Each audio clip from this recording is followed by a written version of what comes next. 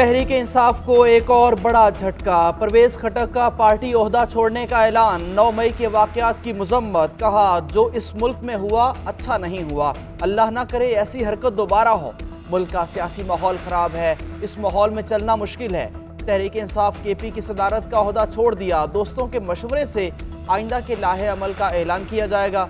परवेज खटक ने अपनी गिरफ्तारी की खबरों को बेबुनियाद करार दिया। परवेज खटक की न्यूज़ कॉन्फ्रेंस के दौरान साबिक स्पीकर असद कैसर भी मौजूद थे। तहरीक इंसाफ की एक और बड़ी गिरफ्तारी। सदर पीटीआई चौधरी परवेज इलाही लाहौर से गिरफ्तार। साबिक वज़ीर आला को गुलबर्ग में रिहाइशगाह के करीब से गाड़ी का शीशा तोड़कर पकड़ा गया। परवेज इलाही एंटी करप्शन ऑफिस मुंतकिल, आज अदालत में पेश किया जाएगा। एंटी करप्शन ऑफिस में परवेज इलाही का तिब्बी मुआयना डॉक्टर्स ने फिट करार दे दिया। एंटी करप्शन हुकाम का कहना है कि परवेज इलाही करप्शन के केसेस में मतलूब थे। जाली मेडिकल सर्टिफिकेट जमा कराया। लाहौर, गुजरांवाला, मंडी बहाउद्दीन में करप्शन केसेस और लाहौर में दहशतगर्दी एक्ट के तहत मुकदमात दर्ज हैं। लाहौर की इंसदादे दहशतगर्दी अदालत और गुजरांवाला की एंटी करप्शन अदालत ने अदम पेशी पर जमानत खारिज की थी। परवेज इलाही की गिरफ्तारी के साथ ही पुलिस का ऑपरेशन मुकम्मल। ज़हूर इलाही रोड ट्रैफिक के लिए खोल दिया गया।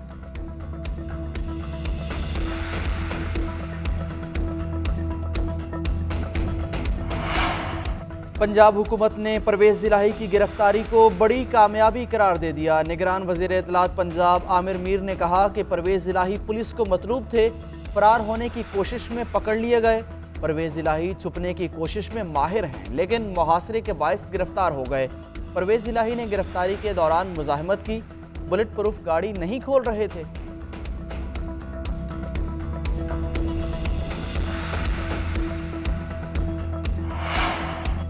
परवेज इलाही को झूठे मुकदमे में पकड़ा गया। इंशाल्लाह पीटीआई में हैं और रहेंगे। मोनस इलाही का ट्विटर पैगाम लिखा। जनवरी से पकड़ धकड़ का सिलसिला शुरू किया गया। परवेज इलाही ने कहा था कि चाहे मुझे गिरफ्तार कर लें, हमने पीटीआई का ही साथ देना है।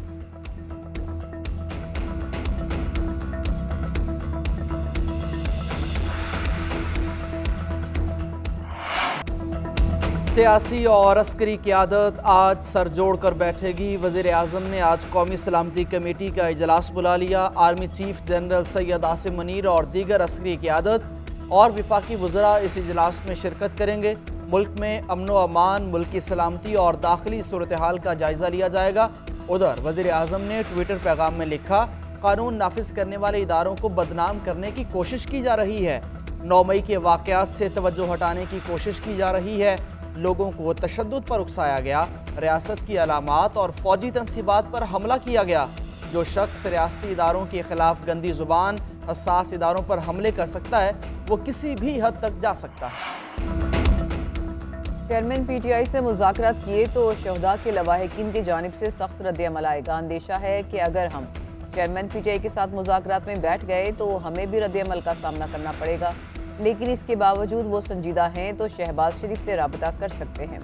वज़ीर दाखिला राना सनाउल्लाह ने वाज़ेह कर दिया। कहा 9 मई के पुरतशद्दुद वाक़यात मनसूबा साजी के तहत हुए। चेयरमैन पीटीआई फौजी तनसीबात पर हमलों के मनसूबा साज हैं तो उनके खिलाफ मुकदमा फौजी अदालत में ही चलेगा। शरपसंद जिना हाउस लाहौर से हसास दस्तावेजात और लैपटॉप भी लूट कर ले गए, जो फौज ही बरामद करेगी। सियासत दुश्मनी में बदल गई। सबको मिलकर बैठना होगा, मसाइल का हल निकालना होगा। 5 बड़े स्टेक होल्डर्स मिलकर बैठें और रास्ते का तयन करें। साबिक वज़ीर आज़म शाहिद खाकान अब्बासी की GNN के प्रोग्राम में गुफ्तगू। कहा इलेक्शन अक्टूबर में होंगे, इस पर कोई चॉइस नहीं। नून लीग को मुश्किल फैसलों की कीमत पोलिंग स्टेशंस पर अदा करनी पड़ेगी।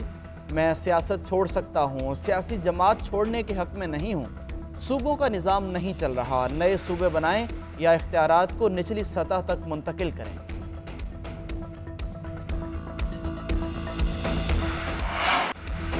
वज़ारत ख़ज़ाना की अगस्त में IMF के साथ नया मुआहिदा करने की तैयारियां। मौशी टीम ने IMF से नया कर्ज मुआहिदा करने के लिए तैयारियां शुरू कर दी। ज़राई वज़ारत ख़ज़ाना के मुताबिक नया कर्ज मुआहिदा मौजूदा प्रोग्राम से ज़्यादा सख्त होगा।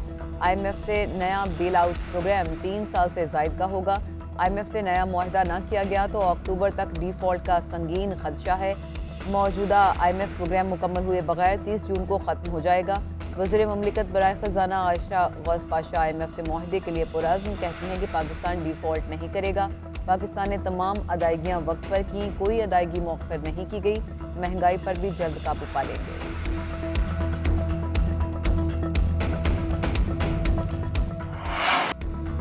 ओपन मार्केट में डॉलर को रिवर्स गियर लग गया। ओपन मार्केट में डॉलर एक दिन में 12 रुपये सस्ता 299 रुपये का हो गया। इंटरबैंक में डॉलर 9 पैसे सस्ता होकर 285 रुपये 38 पैसे पर बंद हुआ। मलिक बोस्तान कहते हैं वज़ीर ख़जाना इसाक डार के इंटरबैंक से डॉलर खरीदने के हुक्म के बायस कीमत में कमी हुई। ओपन मार्केट में डॉलर 25 रुपये कम हुआ। डॉलर मज़ीद सस्ता होगा। डॉलर को गिराना मुश्किल नहीं होता, उसे बरकरार रखना मुश्किल होता है। वफाकी हुकूमत का supreme Court practice and procedure bill पर नजरसानी का फैसला। अटॉर्नी जनरल ने दौरान इस्तेमाल सुप्रीम कोर्ट को आगाह कर दिया। अटॉर्नी जनरल ने दलाइल दिए कि Supreme Court review of order and judgement act और Supreme Court practice and procedure act की शिकों में मुमासलत है, दोबारा जायजा लिया जाएगा। चीफ जस्टिस ने रिमार्क दिए खुशी है कि पार्लियामेंट और कानून एक जैसे कवानीन में तरमीम कर रही हैं। हुकूमत को अदलिया की कानून साजी से मुतालिक सुप्रीम कोर्ट से मुशावरत करनी चाहिए। आप दोनों कवानीन पर सोचें और हमसे भी मुशावरत करें, वरना दूसरी सूरत में पार्लियामेंट अपनी कार्रवाई करे और हम अपनी करते हैं, देखते हैं कि कौन ज़्यादा तेज़ है। चीफ जस्टिस ने गुड टू सी यू का हवाला देते हुए कहा कि दोबारा ये जुमला नहीं दोहराऊंगा।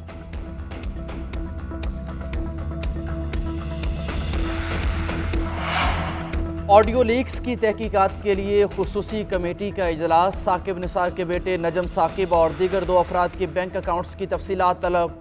चेयरमैन रोहेल असगर ने कहा नजम साकिब को सफाई का मौका दिया, सजा नहीं। चीफ जस्टिस का बेटा भी खुद को चीफ जस्टिस समझता है। कमेटी इजलास में शरीक होना वो अपनी हद तक इज्जत समझता है।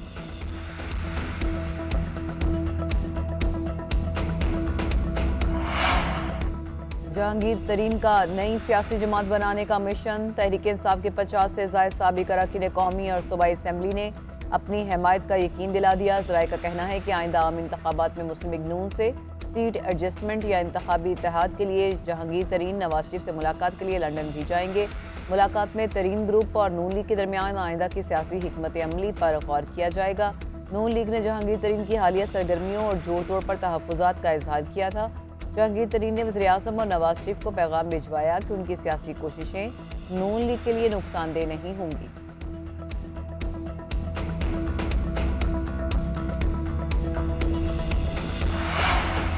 फवाद चौधरी एक्टिव हैं, इस बारे में क्या कहेंगे? सहाफ़ी का असद उमर से सवाल। असद उमर ने कहा कि फवाद चौधरी एक्टिव हैं तो वही बताएंगे कि क्या कर रहे हैं। जो फवाद चौधरी कर रहे हैं मैं उसमें एक्टिव नहीं। उधर लाहौर की इस्तेदादी दहशतगर्दी अदालत ने अस्करी टावर पर हमला और जलाओ घेराव से मुतल्लिक केस में असद उमर की 13 जून तक जमानत मंजूर की। 1 लाख रुपए के मचलके जमा कराने का हुक्म।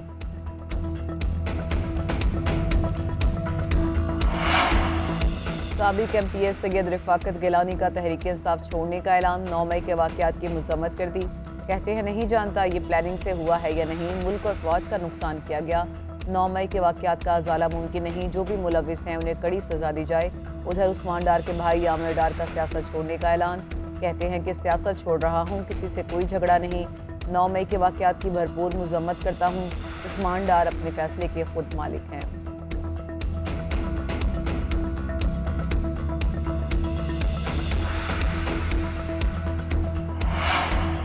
पुलिस का तहरीक इंसाफ के रहनुमा एजाज चौधरी से पिस्टल बरामद करने का दावा। पुलिस ने कहा एजाज चौधरी से बरामद पिस्टल फोरेंसिक लैब भिजवा दिया। एजाज चौधरी 9 मई को मुसल्ला होकर एहतजाज करते रहे। पुलिस ने कहा मुलजिम का फोटोग्रामेटिक टेस्ट करवाया जा चुका है।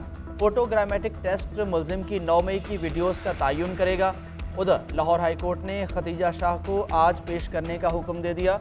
लाहौर की इस्तेदादी दहशतगर्दी अदालत ने जना हाउस हमला और जलाओ घिराव केस में 4 खवातीन को शनाख्त परेड पर जेल भिजवाया। खवातीन ने कहा कि अगर गलती हुई है तो मुआफ कर दिया जाए। लाहौर हाईकोर्ट पंजाब के 11 इस्लामी PTI कारकुनान की नज़रबंदी के अहकामात को कलअदम करार दे दिया। डॉक्टर यास्मीन राशिद समेत दीगर अफराद की नज़रबंदी के अहकामात खिलाफ कानून करार। अदालती फैसले के मुताबिक 9 मई के हैरानकुन वाक़यात में पुरअमन और जमहूरी मुल्क की मसख़ शुदा तस्वीर पेश की। अमन व अमान कायम रखना हुकूमत की जिम्मेदारी थी।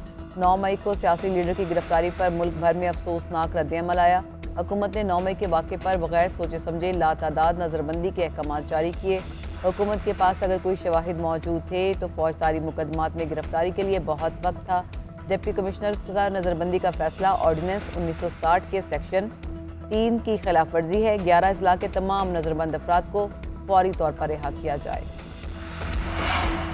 इलेक्शन कमीशन के अफसरान में इख्तलाफात हो गए। Additional secretary admin, director project management unit colonel retired Mohammad Saeed मुस्ताफ़ी, principal staff officer Nadeem Zubair को दीगर स्टाफ समेत मुअत्तल कर दिया गया।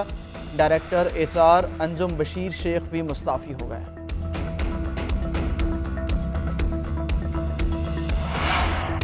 हुकूमत का 2 दिन में अवाम को दूसरा रिलीफ। पेट्रोलियम मसनूआत के बाद LPG 37 रुपये फ़ी किलो सस्ती। ओगरा नोटिफिकेशन जारी। चेयरमैन ओगरा के मुताबिक मुल्क भर में इंपोर्ट और लोकल LPG की कीमत 197 रुपये फ़ी किलो मुकर्रर की गई। घरेलू सिलेंडर की कीमत में 438 रुपये और कमर्शियल सिलेंडर की कीमत में 1686 रुपये कमी कर दी गई।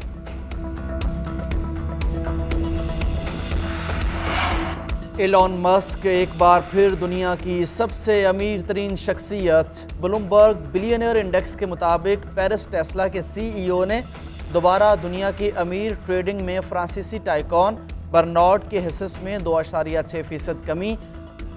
अमीर तरीन शख्सियात की लिस्ट में सर फहरिस्त एलॉन मस्क $1 खरब 92 अरब डॉलर्स के मालिक। बर्नार्ड की दौलत का हजम पहले से कम होकर $87 अरब रह गया।